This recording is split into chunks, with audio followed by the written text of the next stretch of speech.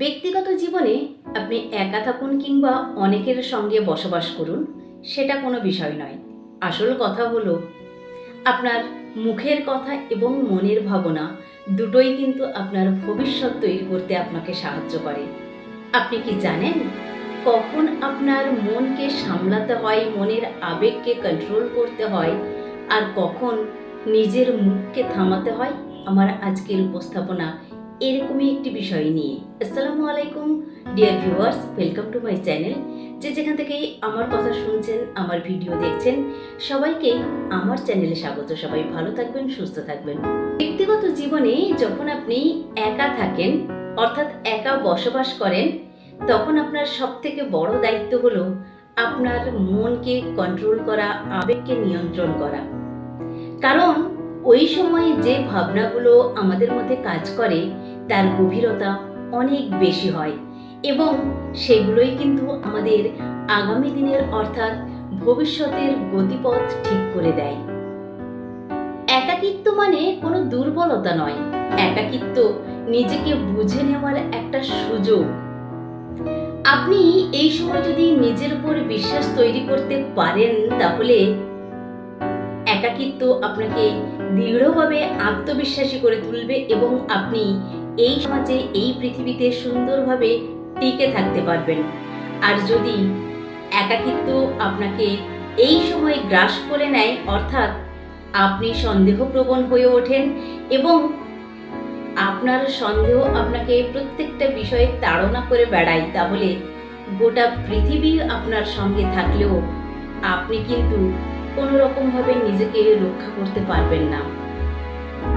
ব্যক্তিগত জীবনে যখন আপনি অনেকের সঙ্গে সময় কাটাচ্ছেন, অনেকের সঙ্গে আছেন, তখন আপনার মুখের প্রত্যেকটি কথা, শব্দচয়ন, শব্দপ্রয়োগ কিন্তু আপনার ভবিষ্যতের জন্য অনেক বড় ভূমিকা পালন করে।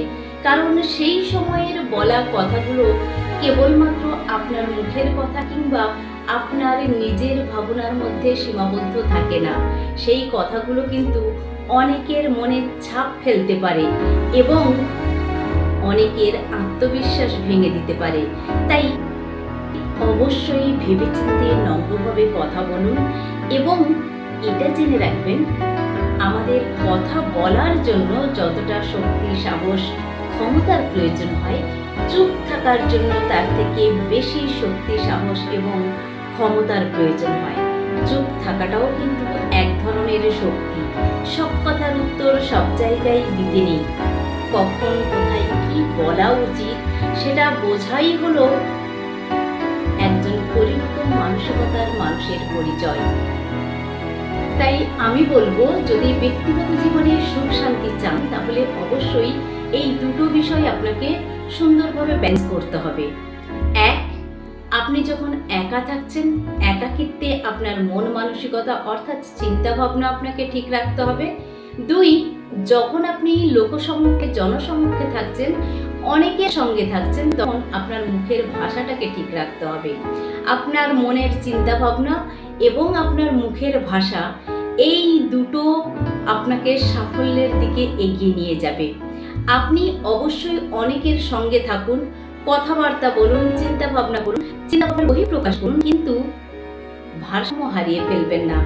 আপনাকে নিজের উপর নিজের কন্ট্রোল থাকতে হবে, আপনার মানসিকতা ঠিক রাখতে হবে। আপনি অবশ্যই যেটা চান, আপনি নিজেকে যেমন ভাবে ভাবেন সেই রকম ভাবেই হয়ে ওঠার চেষ্টা করুন। দেখবেন আপনি অবশ্যই সফল হবেন এবং আপনার ব্যক্তিগত জীবন সুন্দর এবং সাফল্যময় হয়ে উঠবে।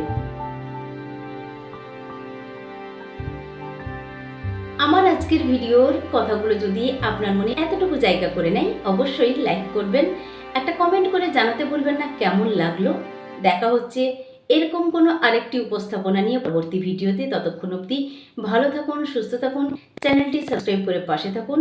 আর আমার কথাগুলো এতক্ষণ ধরে শোনার জন্য অনেক অনেক ধন্যবাদ। আল্লাহ হাফিজ।